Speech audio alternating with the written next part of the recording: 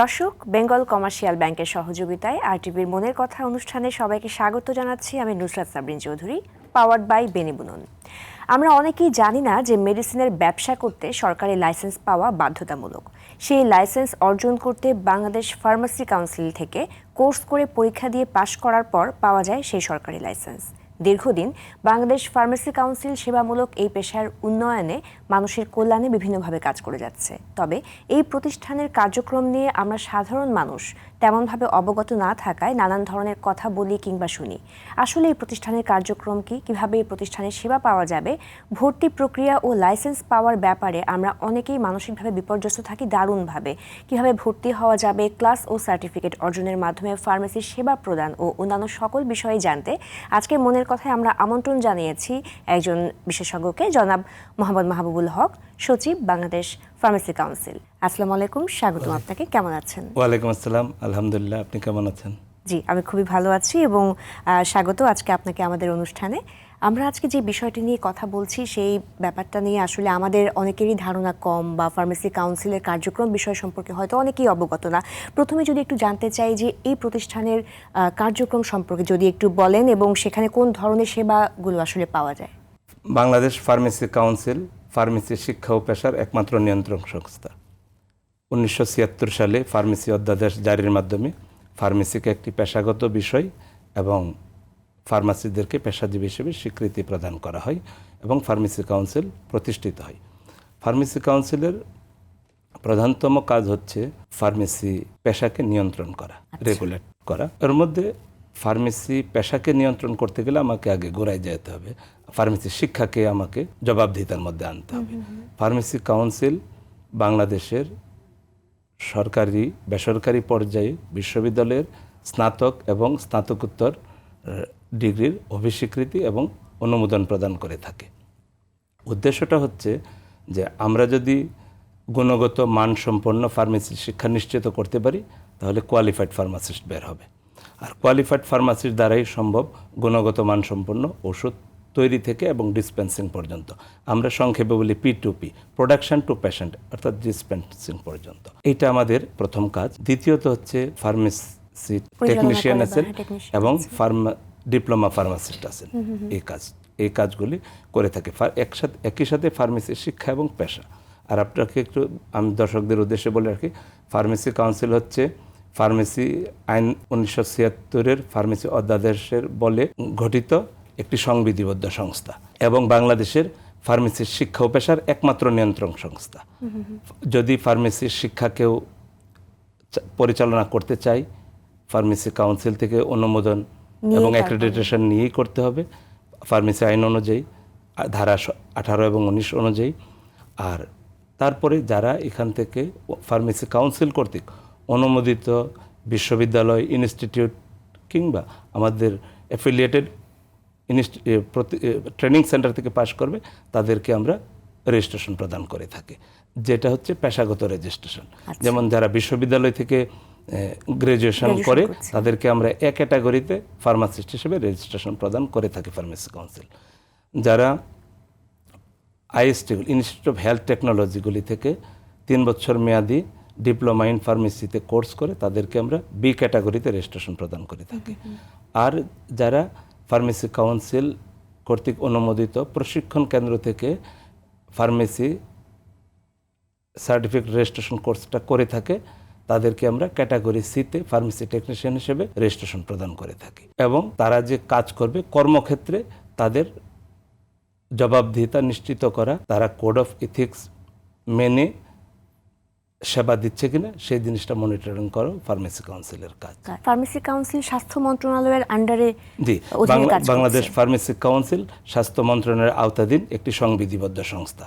স্বাস্থ্য সেবা বিভাগের সচিব পদাধিকার বলে ফার্মেসি কাউন্সিলের সভাপতি। 14 জন সদস্যের সমন্বয়ে ফার্মেসি কাউন্সিলের একটি বোর্ড আছে, পরিচালনা পর্ষদ আছে।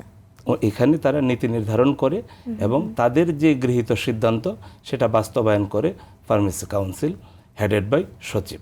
আমাদের কাউন্সিল থেকে আমাদের স্বাস্থ্য সচিব মহোদয়ের সভাপতিত্বে আমাদের যে বোর্ড আছে, বোর্ড কতগুলি আবার কমিটি করেছে তাদের অ্যাক্টিভিটির উপরে। লেটসে ইউনিভার্সিটিগুলি শিক্ষার মান এগুলি দেখার জন্য অ্যাক্রেডিটেশন এডুকেশন কমিটি যারা পাশ করে আসবে তাদের রেজিস্ট্রেশন প্রদানের জন্য নির্দিষ্ট মানদণ্ড ক্রাইটেরিয়া ফুলফিল করে সেগুলি যাচাই বাছাই করে রেজিস্ট্রেশন কমিটি রেজিস্ট্রেশনের জন্য সুপারিশ করে। তারপরে এই যে ফার্মেসি টেকনিশিয়ান কোর্স, এই কোর্সটা পরিচালনা করে কমিউনিটি ফার্মেসি। তারপরে আমাদের অ্যাডমিনিস্ট্রেটিভ এবং ফিনান্সিয়াল এগুলির জন্য কমিটি, মোট 10 কার্যপরিধির উপর ভিত্তি করে আমাদের 10টা কমিটি কাজ করে। সেই কমিটি যাচাই বাছাই করে সুপারিশ আকারে আমাদের বোর্ডে নেয়, তখন বোর্ড সেগুলি অনুমোদন দেয়। অনুমোদন দেওয়ার পর ফার্মেসি কাউন্সিল সেটা প্রধান নির্বাহী হিসাবে আমি সেই কাজগুলি বাস্তবায়ন করি যেন জনগণের দোরগোড়ায় সেবাটা মানুষ পেতে পৌঁছে। আমরা অনেক কোর্সগুলোর বিষয়ে জানলাম এবং ক্যাটাগরি ওয়াইজ বা এই কোর্সের ধরন অনুযায়ী পরবর্তীতে এই ফার্মেসি পেশার প্রধান আকর্ষণ বা ভবিষ্যৎ সম্ভাবনাগুলো আসলে কি? ফার্মেসি পেশার ভবিষ্যৎ অত্যন্ত সম্ভাবনাময়। আপনি জানেন যে বাংলাদেশে গর্ব করার মতো যে কয়েকটি বিষয় রয়েছে তার মধ্যে ওষুধ শিল্প তার প্রধানতম। একদমই বাংলাদেশ আমার ডোমেস্টিক চাহিদার শতকরা 98% ওষুধ উৎপাদন করে এবং এক্সপোর্টও করছে, আমরা জানি এক্সপোর্ট করছে। তো এখানে এই যে ওষুধের উৎপাদন থেকে ডিসপেন্সিং, এই যে একটি লম্বা জার্নি, এই প্রত্যেকটা জায়গায় ফার্মাসিস্টের সরাসরি তত্ত্বাবধান লাগবে। যে নতুন একসময় ছিল ওষুধ নিয়ন্ত্রণ অধ্যাদেশ 1982, তারপরে এটা হালনাগাদ হয়ে ওষুধ ও কসমেটিক্স আইন 2023। এখানে সুস্পষ্টভাবে উল্লেখ রয়েছে যে ফার্মাসিস্টের সরাসরি তত্ত্বাবধানে ওষুধের উৎপাদন হবে। মান নিয়ন্ত্রণী ফার্মাসিস্ট, কেমিস্ট, বায়োকেমিস্ট এবং অন্যান্য রিলিভেন্ট সাবজেক্টের পেশাজীবীরা থাকবে। তারপরে ওষুধের যে ডিস্ট্রিবিউশন এবং ডিসপেন্সিং, মূল কাজটা আপনি যদি গ্লোবালি দেখেন যে ওষুধের ডিসপেন্সিং করে থাকে ফার্মাসিস্টরা। একটি ফার্মেসিতে ঔষধ 8টা ধাপে ডিসপেন্সিং করতে হয়। আমি যদি আপনাকে একটু বটম লাইনে বলি, যেমন বিশ্ব স্বাস্থ্য সংস্থার একমাত্র গ্রহণযোগ্য মডেল হচ্ছে ডাক্তার, ফার্মাসিস্ট, নার্স। ডাক্তার রোগ নির্ণয় করবে, ফার্মাসিস্ট সেই তার প্রেসক্রিপশন অনুযায়ী ওষুধ ডিসপেন্সিং করবে, আর নার্স তার রোগীর পরিচর্যা করবে। তো ফার্মাসিস্ট কিভাবে সেই ডিসপেন্সিংটা করবে? গুড ফার্মেসি প্র্যাকটিস বলি, জিপিপি। তো এই জিপিপির মাধ্যমে, জিপিপিটাকে একটা প্রেসক্রিপশন আসার পরে 8টা ধাপ কমপ্লিট করে তারপরে ওষুধটা ডিসপেন্সিং করা হয়। কিন্তু আমাদের দেশে অধিকাংশ ক্ষেত্রেই 2টা ধাপ কমপ্লিট হয়। প্রেসক্রিপশনটা পেশেন্টের কাছ থেকে নেয় আর ওষুধটা দিয়ে দেয়। কিন্তু উন্নত বিশ্বে ফার্মাসিস্টদের মূল কর্মক্ষেত্র হচ্ছে ফার্মেসি, যেগুলিকে আমরা আসলে আমাদের দেশে ওষুধের দোকান বলি। আপনি জানেন যে বিশ্ববিদ্যালয় থেকে যারা সবচেয়ে মেধাবী, ভালো রেজাল্ট করে, সারা পৃথিবীতে একটা তাদের আকর্ষণ হচ্ছে বিশ্ববিদ্যালয়ের শিক্ষক হওয়া, একাডেমিক লাইনে যাওয়া শিক্ষক হয়। আর শিক্ষকরা সবসময় শ্রদ্ধার পাত্র এবং ওই প্রফেশনটার প্রতি দুর্বলতা থাকে। তারপরে ফার্মাসিস্টদের একটা বড় অংশ কাজ করে হচ্ছে কমিউনিটি ফার্মেসিতে। এটাকে কমিউনিটি ফার্মেসি বলি, যেটাকে আমাদের দেশে আমরা ওষুধের দোকান মনে করি। এবং highly prestigious position north America, Australia and ইউরোপের দেশগুলিতে, ইভেন মিডল ইস্টে, আমাদের পার্শ্ববর্তী দেশসমূহে। তারপরে আরেকটা গ্রুপ কাজ করে হসপিটালে, সরকারি হসপিটালগুলিতে এখন আমাদের ডিপ্লোমা ফার্মাসিস্টরা কাজ করছে। কিন্তু ওইখানে যে নির্দিষ্ট যে স্ট্যান্ডার্ড সেট আপ বা হসপিটালের মানদণ্ড, সেখানে গ্রাজুয়েট ফার্মাসিস্ট লাগবে। তো আমাদের যে স্বাস্থ্য ও পরিবার কল্যাণ মন্ত্রণালয় বাংলাদেশের সরকারি হাসপাতালে গ্রাজুয়েট ফার্মাসিস্টের পদ সৃজন এবং গ্রাজুয়েট ফার্মাসিস্টদের মাধ্যমে বিশ্ব স্বাস্থ্য সংস্থার মানদণ্ড পূরণ করে এই জনগণকে স্বাস্থ্য সেবা দেওয়ার জন্য কার্যক্রম চলমান রয়েছে। আপনারা জানেন যে ওষুধের যৌক্তিক এবং নিরাপদ ব্যবহার নিশ্চিত করতে হলে কোয়ালিফাইড ফার্মাসিস্ট দরকার এবং মেধাসম্পন্ন ফার্মাসিস্ট দরকার। এই জন্য সরকারি হসপিটালে গ্রাজুয়েট ফার্মাসিস্টের ইনক্লুশন অত্যন্ত জরুরি। গ্রাজুয়েট ফার্মাসিস্ট থাকবে, সেখানে ডিপ্লোমারা থাকবে, একটা টিম মিলে কাজ করবে। আমাদের দেশে মূল কাজ এই যে ফার্মাসিস্ট না থাকার কারণে কিন্তু ফার্মাসিস্টের যে কাজটা ডিপ্লোমা ফার্মাসিস্ট এবং নার্সরা করতেছে, যার দরুন আমাদের দেশের সাধারণ মানুষ স্বাস্থ্য সেবার মধ্যে যে ফার্মাসিদের সেবা থেকে যে রকম বঞ্চিত হচ্ছে, পাশাপাশি নার্সের সেবাটাও বিঘ্নিত হচ্ছে। এই ব্যাপারে সরকার অত্যন্ত আন্তরিক এবং জনগণকে ওষুধের যৌক্তিক এবং নিরাপদ ব্যবহার নিশ্চিত করতে হসপিটাল ফার্মেসির কার্যক্রম আমাদের স্বাস্থ্য মন্ত্রণালয়ে চলমান আছে। জি, ধন্যবাদ। আমরা এই বিষয়ে আরো জানবো, যদি একটু কোর্সের বিষয়গুলো নিয়ে আলোচনা করি, যে কোর্সের শুরুটা আসলে কিভাবে হয়েছিল এবং এই যে ফার্মেসিতে ভর্তি হওয়া, এটা কিন্তু একটা যুদ্ধ, এবং এখানে কি শুধু আসলে মেধাটাই থাকলেই হয়, নাকি মানসিক দৃঢ়তা, ধৈর্য ধরে এই বিষয়গুলোর পেছনে আসলে লেগে থাকা, এই ব্যাপারগুলো আসলে কিভাবে দেখছেন? আচ্ছা, ফার্মেসিতে ভর্তি হওয়া এটা একটা ভর্তি যুদ্ধ এবং মেধা অবশ্যই লাগে। এইখানে কিন্তু 3টা টায়ার আমি শুরুতেই বলে দিচ্ছি। যেমন বিশ্ববিদ্যালয়ে আমি যদি বলি যে বাংলাদেশে ঢাকা বিশ্ববিদ্যালয়, এখানে যারা সবচেয়ে ভালো করে অ্যাডমিশন টেস্টে তারা ফার্মেসিতে মানে চান্স পায়, এবং এখানে সিট সংখ্যা হলো 70। তো দেখেন এখানে মেধার কতটুকু লাগে।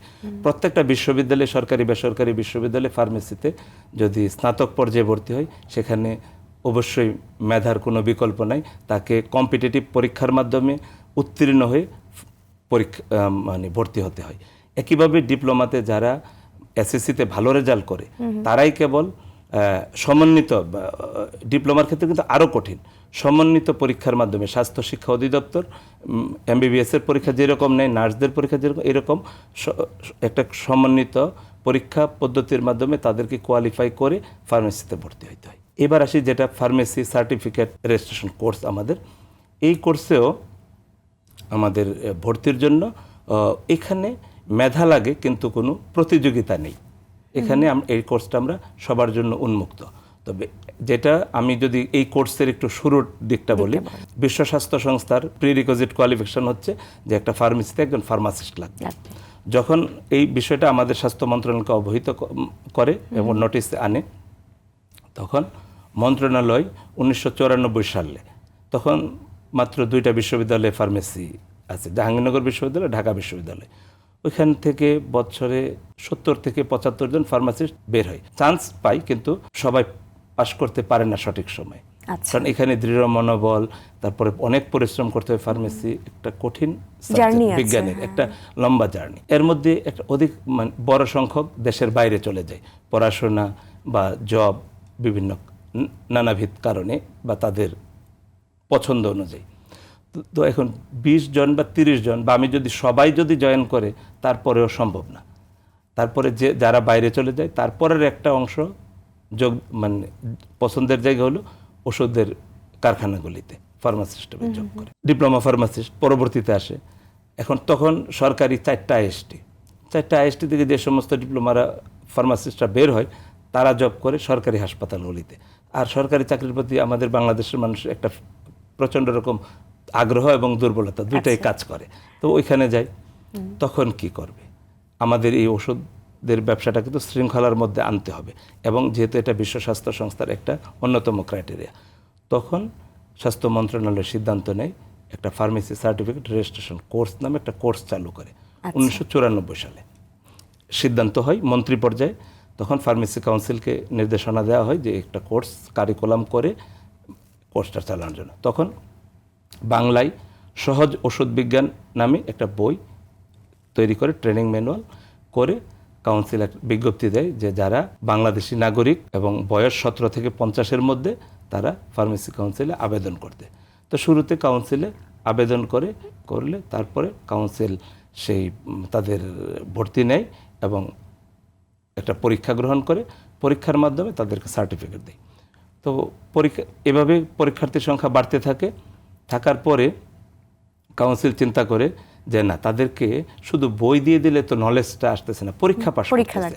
আসলে এটা তো একটা বিজ্ঞান ভিত্তিক কোর্স এবং এখানে অনেক বিষয়গুলিকে অ্যাড্রেস করতে হয়। তখন ফার্মেসি কাউন্সিল 2005 সালে 58তম সাধারণ সভার সিদ্ধান্ত মোতাবেক ট্রেনিং সেন্টার চালুর সিদ্ধান্ত গ্রহণ করে। সেখানে আসে বাংলাদেশ ফার্মেসি কাউন্সিল, গ্রাজুয়েট ফার্মাসিস্টদের পেশাজীবী সংগঠন বাংলাদেশ ফার্মাসিউটিক্যাল সোসাইটি এবং ওষুধ ব্যবসায়ীদের যে মালিক সমিতি বাংলাদেশ কেমিস্ট অ্যান্ড ড্রাগিস্ট সমিতি, এই 3টা প্রতিষ্ঠান মিলে কোর্সটা চালু করবে। কেমিস্ট ডায়ের সমিতিও ফার্মেসি অধ্যাদেশ অনুযায়ী ফার্মেসি কাউন্সিলের একজন সদস্য। বলা আছে যে বাংলাদেশ কেমিস্ট ডায়ের সমিতির একজন মনোনীত ফার্মাসিস্ট কাউন্সিলের সদস্য হিসেবে কাজ থাকবেন, কম্পোজিশনে আছে। তো 3টা প্রতিষ্ঠান তাহলে কাজটা কি? ফার্মেসি কাউন্সিল ট্রেনিং ম্যানুয়ালটা তৈরি করবে, ভর্তির ফর্ম মুদ্রণ করবে। সেগুলি যেহেতু বাংলাদেশ ফার্মেসি কাউন্সিলের একটি মাত্র কার্যালয় ঢাকায় অবস্থিত, আমাদের কোনো জেলা বা উপজেলায় কোনো ধরনের কার্যালয় নাই। ওষুধ ব্যবসায়ীদের এই বিসিডিএস এর আবার প্রত্যেক জেলা অফিস আছে। তো জেলা অফিসে সেই ফর্মগুলি পাঠিয়ে দেয়। জেলা অফিস স্থানীয়ভাবে আবেদনকারীদের কাছ থেকে নির্ধারিত ফি, তারপরে এই ফর্ম পূরণ করে এবং যে সংশ্লিষ্ট যে ডকুমেন্টস সেগুলি সংগ্রহ করে পূরণ করে কাউন্সিলে প্রেরণ করে, কাউন্সিল যাচাই বাছাই করে প্রশিক্ষণার্থীদের তালিকা করে একটা ট্রেনিং ম্যানুয়াল দিয়ে সেন্টারে পাঠিয়ে দেয়। কেমিস্ট ডায়ের সমিতি স্থানীয়ভাবে তাদের কোনো জায়গায় নিজস্ব ভবন থাকলে সেই ভবনে, অথবা কোর্সগুলি যেহেতু বন্ধের দিনে হয় স্থানীয় কোনো স্কুল বা কলেজে প্রশিক্ষণের ব্যবস্থা করে। আর বাংলাদেশ ফার্মাসিউটিক্যাল সোসাইটি প্রশিক্ষকটা মনোনয়ন দেয়। যেহেতু পেশাজীবী ফার্মাসিস্টদের সংগঠন, তারা কোন জায়গায় আছে বিশেষ করে প্রায়োরিটি দেওয়া হয় যে এলাকার বিশ্ববিদ্যালয়গুলিতে ফার্মেসি বিভাগ রয়েছে, সেই ফার্মেসি বিভাগের শিক্ষকরা সেখানে প্রশিক্ষণ দেয়। তারপরে আমাদের ওষুধ প্রশাসনের ড্রাগ সুপারদের মধ্যে যারা ফার্মাসিস্ট আছে তারা প্রশিক্ষণ দেয়। এর বাইরে যারা ওষুধ কোম্পানিতে কর্মরত, বা অনেক ক্ষেত্রে আপনি জানেন যে এখন ফার্মাসিস্টদের মধ্যে থেকে অনেকে সিভিল সার্ভিসে আছে, পুলিশে আছে, অ্যাডমিনে আছে, ওনারাও যে প্রফেশনের প্রতি একটা দায়িত্ববোধ থেকে, দুর্বলতার জায়গা থেকে ওনারাও কিন্তু এই কোর্সের ক্লাস নিতে। যেমন ওষুধ প্রশাসনের যে বর্তমান মহাপরিচালক, উনিও কিন্তু এই কোর্সের একসময় ক্লাস নিতেন যখন উনি জেলা পর্যায়ে ম্যাজিস্ট্রেসি বা ইএনও এই সমস্ত দায়িত্বে ছিলেন। একটা মানে সময় করে উনি ক্লাস নিতেন। বর্তমানে কি ভর্তি প্রসিডিউর এরকম ভাবে আছে? তারপরে ধাপে ধাপে সেটা হয়েছে। তো ধীরে ধীরে ফার্মেসি কাউন্সিলের সক্ষমতা বৃদ্ধি পেয়েছে। তখন 70তম সাধারণ সভায় 2015 সালে ফার্মেসি কাউন্সিলের একটা সিদ্ধান্ত হয় যে না, প্রশিক্ষক ফার্মেসি কাউন্সিল সরাসরি মনোনয়ন দিবে, আর বাকি কাজটুকু বাংলাদেশ কেমিস্ট ডায়ের সমিতি যেভাবে আছে এভাবেই করবে। এভাবে চলতেছে। এবং 70তম সাধারণ সভায় নতুন আরেকটি সিদ্ধান্ত সেখানে যুক্ত হয়, যে আমরা জানি যে বাংলাদেশের অনেক ওষুধের দোকান এখনো আনরেজিস্টার্ড, অর্থাৎ লাইসেন্সবিহীন আছে। এখন ওষুধ প্রশাসন লাইসেন্স দিতে গেলে পূর্ব শর্ত হচ্ছে সেখানে ফার্মাসিস্ট, ডিপ্লোমা ফার্মাসিস্ট বা ফার্মেসি টেকনিশিয়ান থাকতে হবে। তো টেকনিশিয়ান ছাড়া সম্ভব না। তখন কাউন্সিল চিন্তা করলো যে ওষুধের দোকানগুলিতে যে সমস্ত মানে যারা কাজ করে, সেলসম্যানরা কাজ করে, বা যে সমস্ত ওষুধের দোকান এখনও বিনা লাইসেন্সে চলতেছে, তাদেরকে আগে লাইসেন্সের আওতায় আনা। এজন্য বলা হলো যারা ওষুধ ব্যবসার সাথে জড়িত মালিক অথবা তার ফার্মেসিতে বা ওষুধের দোকানে যারা কর্মরত, তারা এই কোর্সে আসতে পারবে। সেই জন্য কি দরকার? যদি ড্রাগ লাইসেন্স থেকে থাকে তাহলে তার ড্রাগ লাইসেন্সের কপি দিতে হবে, এবং সে যে কর্মরত তার প্রত্যয়নপত্র দিতে হবে। এভাবে চলে আসছে। তারপরে আমরা কাউন্সিলের আরেকটা সক্ষমতা বৃদ্ধি করি। ব্রিটিশ গভর্নমেন্টের একটা প্রজেক্ট জানেন আছে, মানে সহযোগী সংস্থা আছে ইউকেএড, যেটা বর্তমানে এফসিডিও। তাদের অর্থায়নে Bangladesh pharmacy council fully automated হয়। আমাদের নাগরিক এবং প্রাতিষ্ঠানিক দুইটা সেবাই আমরা অনলাইনে প্রদান করে থাকি। যেহেতু আমাদের সারা বাংলাদেশে একটি মাত্র কার্যালয়, আমাদের কোনো জেলা বা উপজেলা পর্যায়ে কার্যালয় নেই। ধরেন একজন রেজিস্ট্রেশন তার জেলায় প্রশিক্ষণ করেছে, সে পাশ করছে, কিন্তু রেজিস্ট্রেশন নেওয়ার জন্য তাদেরকে ফার্মেসি কাউন্সিলে আসতে হয় এবং আবেদন করতে হয়। প্রথম এসে আবেদন করতে, ফর্ম নিতে হয়, আবেদন করতে হয়। এই আবেদনের জন্য ব্যাংকে গিয়ে আবার পে অর্ডার করতে হয়। তারপরে সে আবেদনপত্র যাচাই বাছাইয়ের জন্য কাউন্সিলে আসতে হয়, তারপরে সে রেজিস্ট্রেশন পায়। তো এই জিনিসটা একটা লম্বা প্রক্রিয়া, দীর্ঘমেয়াদী প্রক্রিয়া। তখন কাউন্সিল চিন্তা করে মানে সিদ্ধান্ত নিল যে আমরা এটা অটোমেশন করলে সেই কাজটা অনেক দ্রুত হবে। আমরা এই অটোমেশনের বিষয়ে আরো জানবো ছোট্ট একটা বিরতির পর। দর্শক, বেঙ্গল কমার্শিয়াল ব্যাংকের সহযোগিতায় আপনারা দেখছেন মনের কথা অনুষ্ঠান, পাওয়ার্ড বাই বেনিবুনন। বিরতির পর আমরা গুরুত্বপূর্ণ এই বিষয়টি নিয়ে আরো আলোচনা করব। টিভির রিমোট হাতে না নিয়ে আরটিভির সাথেই থাকুন।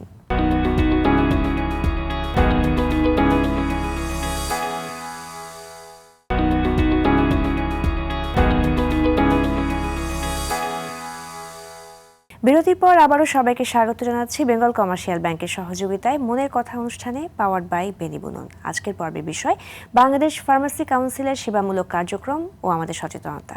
আমাদের সাথে আছেন বাংলাদেশ ফার্মেসি কাউন্সিলের সচিব জনাব মাহবুবুল হক। আমরা অটোমেশন প্রক্রিয়ার বিষয়গুলো জানছিলাম।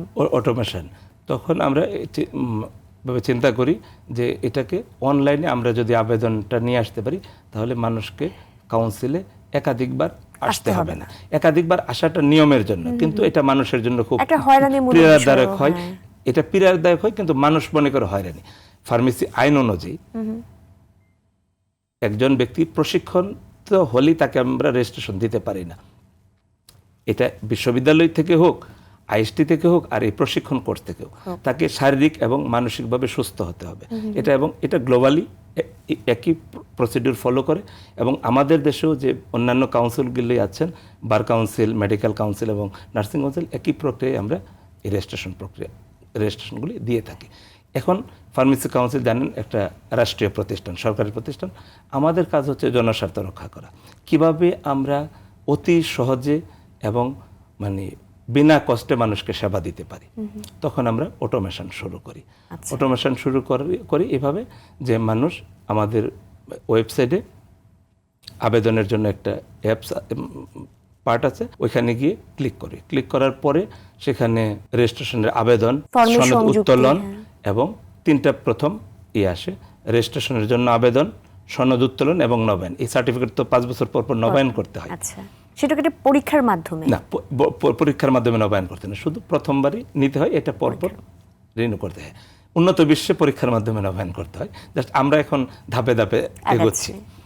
তো আমাদের যেই এখন যাবে সনদ বা রেজিস্ট্রেশনের জন্য আবেদন করার জন্য, আমি প্রক্রিয়াটা বলছি যেন আমাদের আজকে আরটিভির মাধ্যমে যারা শুনবে এবং প্রক্রিয়াটা সম্পর্কে স্বচ্ছ ধারণা, কারণ আমরা জানি যে এইটা নিয়ে কিন্তু অনেকখানি প্রতারণামূলক কার্যক্রম রয়েছে। মধ্যস্বত্বভোগী আছে যারা সরকার এবং কাউন্সিলকে বিব্রত করছে। এই জন্য এই জিনিসটা একটু আমি ডিটেইলে বলবো। অবশ্যই ওইখানে সনদ আবেদনে যাবে, গেলে আসবে B pharm diploma pharmacy certificate course. ওইখানে যখন যার যেটা প্রয়োজন ওইখানে যোগ্যতা অনুযায়ী সে ক্লিক করবে। আসলে একটা ফর্ম আসবে, ফর্ম ফিল আপ করবে। ফর্ম ফিল আপ করার পরে তার ডকুমেন্ট আপলোড করবে। ডকুমেন্ট আপলোড করার পরে তাকে আবার একটা অপশান দেওয়া হয় পুনঃ পরীক্ষার জন্য, রিচেক করার জন্য আবেদনটা। তারপরে সেটা অনলাইনে টাকা জমা দিবে। বিকাশ, ক্রেডিট কার্ড, ডেবিট কার্ড, নগদ, অর্থাৎ অনলাইন প্ল্যাটফর্ম পেমেন্ট গেটওয়ের মাধ্যমে যেভাবে জমা দিয়ে দিল, তার আবেদনটা কমপ্লিট হয়ে গেল, কাউন্সিলের সার্ভারে আসবে। তো আমাদের নাগরিক এবং প্রাতিষ্ঠানিক সেবা আছে। প্রত্যেকটা সেবার জন্য আমাদের সিটিজেন চার্টারে বর্ণিত আছে যে আমরা কত দিনের মধ্যে এটা নিষ্পত্তি করব। যদিও আমরা 7 থেকে 15 দিন সময় নিই, কাউন্সিলে আবেদনটা আসার পরে আমাদের একজন চেকার সেটা চেক করার পরে একটা মেসেজ যায় ক্যান্ডিডেটের কাছে, আপনি আপনার সকল মূল কাগজপত্র সহ কাউন্সিলের উপযুক্ত কর্মকর্তার নিকট সশরীরে উপস্থিত হন। অধিকাংশ ক্ষেত্রে দেখা যায় এই মেসেজটা অনেকে ইগনোর করে এবং সঠিক সময়ে আসে না আসার কারণে সে সেবা থেকে বঞ্চিত হয়। আর যখনই আমাদের এই আবেদনকারী যতক্ষণ না আসবে আমরা পরবর্তী স্টেপে যাইতে পারি না, তখন এটাকে ধরে নেয় যে আমরা তো এতদিন ধরে আবেদন করলাম, আমি সার্টিফিকেট পাচ্ছি না। এটাকে তারা হয়রানি মনে করে, কিন্তু এটা আমাদের একটা প্রক্রিয়ার অংশ। যখনই উনি আসে, ভেরিফাই হয়ে যায়, তখন কিন্তু যারা আমাদের ইনস্ট্রাকশন ফলো করে, অর্থাৎ এবং প্রত্যেকটারই SMS যায় মোবাইলে এবং ইমেলের মাধ্যমে নোটিফিকেশন যায়। যেহেতু অনেক সময় ইমেল SMS মিস হয়, এই জন্য আমরা পাশাপাশি আবেদনকারীর নিকট একটা SMS যায় প্রত্যেকটা ধাপে। পরবর্তীতে সে কী করতে হবে, বাংলা একটা SMS যায় এবং একটা তার যে ইমেলটা আবেদনের সময় দেয় সে একটা ইমেল যায়। তখন সে আসে, ভেরিফাই হওয়ার পরে অ্যাপ্রুভ হয়ে যায়। অ্যাপ্রুভ হওয়ার পরে সে কিন্তু ওইখান থেকে সেটা ডাউনলোড করে নিতে পারে, সে এটা পেয়ে যায় নাম্বারটা। তারপরে যে বললাম যে এখন নাম্বার পেয়ে গেলে ফার্মেসি কাউন্সিল 3 মাস পর মিটিং হতো। এখন যেহেতু রেজিস্ট্রেশনের চাহিদা আছে, আমরা প্রতি 2 মাস পর একটা মিটিং করি। রেজিস্ট্রেশন কমিটি মিটিং করে তার সমস্ত ডকুমেন্টস যাচাই বাছাই করে এটা সুপারিশ করে স্বাস্থ্য মন্ত্রণালয়ে পাঠায় সচিবের কাছে এজ এ চেয়ারম্যান। উনি ফার্মেসি আইন অনুযায়ী স্বাস্থ্য সচিব এজ এ সভাপতি হিসেবে অনুমোদন দেওয়ার পরে স্বাস্থ্য সচিব ফার্মেসি কাউন্সিলের সভাপতি, স্বাস্থ্য সচিব এবং ফার্মেসি কাউন্সিলের সচিব দুজনের যৌথ স্বাক্ষরে সার্টিফিকেটটা বিতরণ হয়। তো এখন আমাদের সার্টিফিকেট সিস্টেম জেনারেটেড, যখন এই তাদের আবেদন চূড়ান্তভাবে অনুমোদিত হয়ে আসে রেজিস্ট্রেশন কমিটির সুপারিশের ভিত্তিতে, তখন এটা আমরা ওয়েবসাইটে প্রকাশ করি। এত রেজিস্ট্রেশন নাম্বার এত থেকে এত পর্যন্ত বিতরণের জন্য তৈরি আছে, আপনারা আপনাদের প্রোফাইল থেকে সনদ উত্তোলনের জন্য আবেদন করুন। তখন আর আসতে হয় না। সনদ উত্তোলনের জন্য আবেদন করলে আমরা 7 থেকে 15 দিন বলা আছে, কিন্তু আমরা 3 দিনের মধ্যে সেটা নিষ্পত্তি করে দিই। তখন আমরা আবেদনটা অনুমোদন করে দিই, অ্যাপ্রুভাল দিয়ে দিলে তার SMS, তার মোবাইলে একটা SMS যায় এবং ইমেল যায় যে আপনার আবেদনটি কাউন্সিল কর্তৃক অনুমোদিত হয়েছে, আপনি আপনার প্রোফাইলে লগ ইন করে সনদটি ডাউনলোড করুন। এর জন্য তার NID দিয়ে যে একটা মোবাইল নাম্বার রেজিস্ট্রেশন করা আছে, এই রেজিস্ট্রেশন নাম্বারে ওটিপি যায়, সেই ওটিপি দিয়ে সনদটা সে ডাউনলোড করতে পারে। এখন এটাকে অনেকে আবার মনে করে এটা এত জটিল প্রক্রিয়া। আসলে যিনি রেজিস্টার্ড ফার্মাসিস্ট বা ফার্মেসি টেকনিশিয়ান অথবা ডিপ্লোমা, তার সুরক্ষার জন্য ওটিপিটা আমরা দিয়ে থাকি, যেন অন্য কেউ এটা নিয়ে যেন আর অন্যান্য জায়গাতে করতে পারে। এই ক্ষেত্রে আসলে কোর্সগুলোর ক্ষেত্রে সঠিক প্রস্তুতির রোডম্যাপটা আসলে কি হতে পারে এবং শিক্ষার্থীরা কোন ভুলগুলো ইউজুয়ালি বেশি করে? শিক্ষার্থীরা আসলে ভুল করে আবেদনের ক্ষেত্রে তো বিশ্ববিদ্যালয় পর্যায়ে বা ডিপ্লোমা পর্যায়ে ভুলটা কম হয়, কারণ তারা তো সেভাবে টিউন থাকে। আর যেহেতু এখানে যদিও ম্যাট্রিক SSC পাস বলা হয়ে থাকে, ওষুধ ব্যবসার সাথে জড়িত বা যারা পড়াশোনার সাথে একটু গ্যাপ দীর্ঘদিন, সাধারণত কি সবাই আমরা কি চাই, পড়াশোনা করব, আমরা সরকারি বা বেসরকারি চাকরি করব। তো অনেক ক্ষেত্রে যদি আমাদের কাঙ্ক্ষিত জব না আমরা পাই, তখন আমরা ব্যবসার দিকে আসি। আর ওষুধের ব্যবসাটা হচ্ছে একটা সম্মানজনক পেশা, আর 10টা ব্যবসার মতো না, এবং এখানে অনেক দায়িত্ব নিয়ে কাজ করতে হয় এবং সম্মানের জায়গাটাও এখানে অনেক বেশি। একটা গ্রোসারি শপে সে শুধু তার প্রোডাক্ট বিক্রি করে, কিন্তু ফার্মেসিতে আমরা ওষুধ বিক্রি করি, তার পাশাপাশি আমরা কিন্তু আমাদের নলেজটা শেয়ার করি এবং সাজেশনটা দেই। তারপরে পেশেন্টেরকে আমরা ওষুধ সম্পর্কে কাউন্সিলিং করি। তো এখানে একটা বড় দায়িত্ববোধের একটা বড় জায়গা আছে। তো এইখানে ভর্তির ক্ষেত্রে আমরা যেটা করি যে আবেদনটা সঠিকভাবে আমরা পূরণ করতে পারি না, বা আমাদের কাউন্সিলের যে ইনস্ট্রাকশন আছে সেই ইনস্ট্রাকশনটা আমরা ফলো করি না। তো আবেদনের সংখ্যা বাড়লো। আর এই যে একটা কথা জনমনে বিভ্রান্তি কাউন্সিল সম্পর্কে আছে যে হয়রানি, আসলে কাউন্সিল হয়রানি করে না। কাউন্সিল যেই চিন্তা ভাবনা থেকে যে ওষুধের যে সমস্ত দোকান ইতিমধ্যে হয়ে গেছে তাদেরকে লাইসেন্সের আওতায় আনার জন্য শুরুর দিকে আমরা তাদেরকে প্রায়োরিটি দিই, যে তাদেরকে ট্রেনিং করাবো। এখন অনেকেই করে কি যে ওষুধ ব্যবসার সাথে জড়িত না, বা সে ফার্মেসির মালিকও না, সে আরেকটা ফার্মেসি থেকে প্রত্যয়নপত্র এবং লাইসেন্সের কপি নিয়ে এসে ভর্তি হয়, ডকুমেন্ট আপলোড করতে। তখন ওইখানে তাদের সাথে একটা কিবা অনেক তারা আনতে গিয়ে ম্যানেজ করতে হয়, ওই ম্যানেজটা হয় হয়রানি। তো এখন ফার্মেসি কাউন্সিলে এই বিষয়টা যখন দৃষ্টিগোচর আমাদের আসে, তখন এদের সচিব হিসেবে এটা আমি কাউন্সিলের সাধারণ সভায় উপস্থাপন করি এবং আমাদের কমিউনিটি ফার্মেসিতে উপস্থাপন করি। এখন প্রবলেম আসার পর না আমরা এটা সমাধানে যাই। আমার যখন মাথা ব্যথা করলে আমি প্যারাসিটামল খাইতে যাই। যখন আমরা দেখলাম যে না, আসলে আমাদের সেবাগ্রহীতারা বা আবেদনকারীগণ এটা একটা হয়রানির শিকার হচ্ছে, বা হয়রানি আমি বলবো না, একটা প্রতারণার শিকার হচ্ছে, এই ডকুমেন্টসটা আমরা কিভাবে ওয়েভ করতে পারি। তখন আমাদের কমিউনিটি ফার্মেসির সুপারিশক্রমে আমাদেরকে নতুন যে 65তম ব্যাচ আসতেছে সেখানে আমরা এই জিনিসগুলিকে ওয়েভ করে দিই। যেমন আমরা 3টা জায়গায় আমরা পরিবর্তন আনি, যে যোগ্যতার বয়সের যে একটা যোগ্যতা সেটা 18 থেকে আমরা 55 করি, যেহেতু এখন আমাদের লাইফ টাইম বেড়েছে। সংযোগ যেই প্রিরিকুইজিট কোয়ালিফিকেশন, যেটা এই কোর্সে ভর্তি হলে যে যোগ্যতাটা লাগে, আমাদের আগে ছিল তাকে প্রথমত বাংলাদেশের নাগরিক হইতে হবে, SSC পাস হইতে হবে এবং ফার্মেসিতে কর্মরত হইতে হবে। ফার্মেসিতে কর্মরত হওয়ার প্রমাণস্বরূপ তাকে যে ফার্মেসিতে কর্মরত তার ড্রাগ লাইসেন্সের কপি এবং প্রত্যয়নপত্র, যেটা নিয়ে আসলে মানুষের মধ্যে একটা অসন্তোষের সৃষ্টি এবং মানুষ পদে পদে হয়রানি হয়, এই জায়গাগুলি আমরা উঠিয়ে দিয়েছি 81তম সাধারণ সভার সিদ্ধান্ত মোতাবেক। এখন RTPর মাধ্যমে আমি সবার উদ্দেশ্যে আমি জিনিসটা স্পষ্ট করতে চাই, এখন 65তম বেস থেকে যারা ভর্তি হবে অনলাইনে ভর্তি হবে, এখানে কারো কাছে যাওয়ার দরকার নাই। আমাদের ওয়েবসাইটে লগ ইন করে নিজেই তারা সেটা করতে নিজেই ভর্তি হবে, নিজেই ডকুমেন্ট আপলোড করবে, নিজেই টাকাটা পেমেন্ট করবে। এই পেমেন্টের ফিটা কত? পেমেন্টের ফিটা 5,000 টাকা। আচ্ছা, 5,000 টাকা ফি।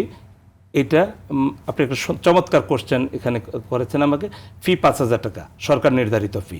তো আমি সবাইকে অনুরোধ করব, সরকার নির্ধারিত ফির বাইরে কোনো আপনারা আর্থিক লেনদেনে যাবেন না। যাবেন না। দুইটা ডকুমেন্টস এখন ম্যান্ডেটরি, একটা এসএসসির সনদ আর হচ্ছে জাতীয় পরিচয়পত্রের কপি। কারণ 18 বছর না হইলে হয় না, আর জাতীয় পরিচয়পত্র ছাড়া আমরা এটা এখন মনিটরিং এর মধ্যেও আসলে আনা সম্ভব না।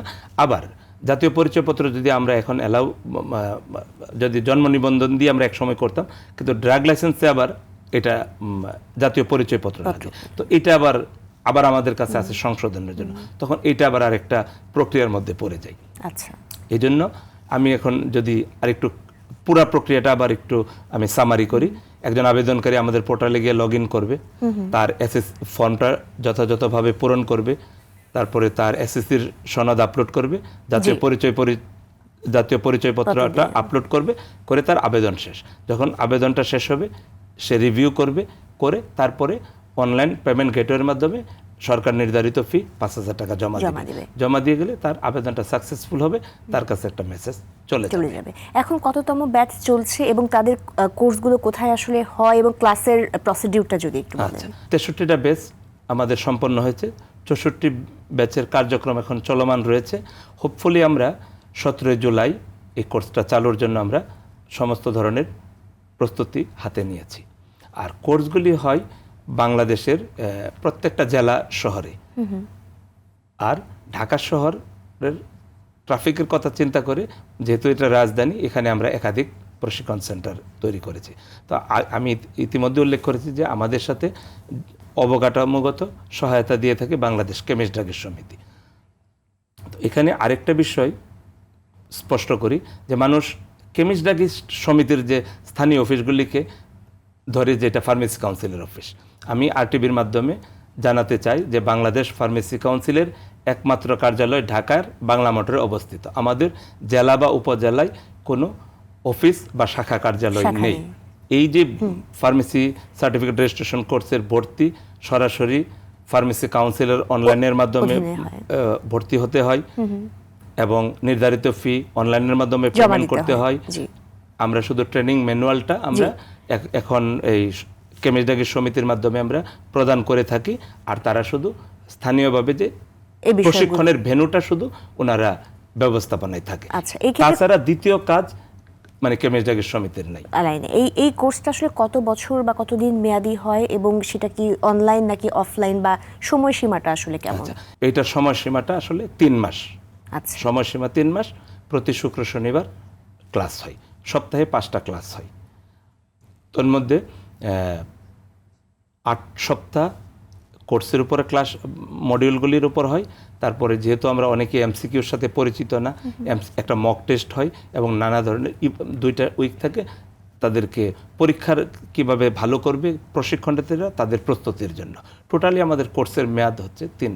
যারা এক বা একাধিক ভর্তি পরীক্ষা আসলে কাঙ্ক্ষিত ফল পায় না, তাদের জন্য আপনার কি পরামর্শ? আমাদের এটা পুনঃ পরীক্ষার মানে সুযোগ আছে।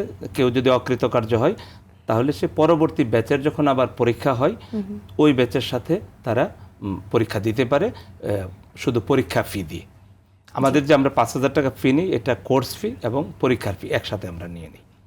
আচ্ছা, এখানে আমি আরেকটা জিনিস একটু আরটিভির মাধ্যমে আমরা 65তম ব্যাচে যারা আবেদন করবে তাদের অবগতির জন্য বলছি যে আমরা এখন 65তম ব্যাচ থেকে আমরা কোনো ধরনের কোটা থাকতেছে না। আমরা ভর্তিটা আসন সংখ্যা উন্মুক্ত করে দিয়েছি, সবাই ভর্তির সুযোগ পাবে। কারণ এই আসন সংখ্যাটা কত? আমরা এখন প্রত্যেকটা জেলায় 200 এবং বিভাগীয় শহরের জন্য 400, আবার নেসেসিটি অনুযায়ী কিছু কম বেশি সেটা কমিউনিটি ফার্মেসিতে কমিটি থেকে নির্ধারণ করে দেয়। তো এই যে কোঠার কারণে আমাদের অনেক আবেদনকারী প্রতারণার শিকার হচ্ছে। এজন্য আমরা 81তম সাধারণ সভায় যে কতগুলি সিদ্ধান্ত আমি বললাম তার পাশাপাশি আমরা আসন সংখ্যা উন্মুক্ত করে দিয়েছি এবং এটা একটা টাইম থাকবে, সবাই ভর্তি হতে পারবে এবং ভর্তির পরে আমরা রাউন্ড দ্য ইয়ার, এখন যেমন বছরে একটা ব্যাচ হয়, একটা ব্যাচ হবে না, আমরা বছরে একাধিক ব্যাচ পরিচালনা করব করা যাবে। Depending on the admission. অর্থাৎ 65তম ব্যাচ থেকে যারা হচ্ছে সবাই আবেদন করতে পারবে, কোনো কোটার জায়গা থাকছে না, থাকছে না। সবার প্রশিক্ষণ কি একসাথেই হচ্ছে কি? সবার প্রশিক্ষণটা আবেদনকারীর উপর নির্ভর করে আমরা হয়তো ব্যাচ ভিত্তিক করব এবং এটা সারা বছরই হবে।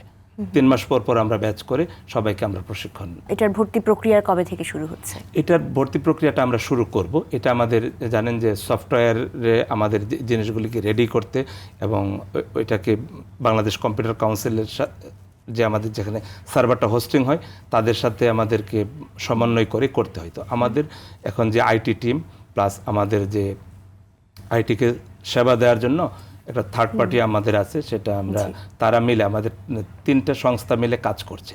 আমরা হোপফুলি আগস্টের শুরুতে কিংবা আগস্টের মাঝামাঝিতে আমরা 65তম ব্যাচের আমরা ক্লাস শুরু করতে পারব। যারা আসলে ভর্তি হতে চান তাদের প্রতি কোনো দিক নির্দেশনা রয়েছে কি? তাদের প্রতি একটা দিক নির্দেশনা হচ্ছে যে সঠিকভাবে আবেদন করবে, তাড়াহুড়া করবে না এবং আবেদন যে ফর্মটা সেটা পূরণ করবে এবং সেক্ষেত্রে 3টা জিনিস খুব ম্যান্ডেটরি। জি, তার আবেদনের মোবাইল নাম্বার, ইমেল নাম্বার, কারণ যেহেতু এটা অনলাইন প্রক্রিয়ার মাধ্যমে হয় তাদের সাথে ফার্মেসি কাউন্সিলের যোগাযোগের একমাত্র মাধ্যম হচ্ছে তার মোবাইল ফোনের SMS আর হচ্ছে ইমেল। এই ইমেল এবং মোবাইল নাম্বারটা সঠিকভাবে তারা পূরণ করবে এবং সঠিক এবং নিজের ইমেল দিবে এবং যেই মোবাইলটা তার NID দিয়ে রেজিস্টার্ড করা। পাশাপাশি ডকুমেন্ট আপলোডের ক্ষেত্রে NID এবং SSCর সনদটা সঠিকভাবে দিবে।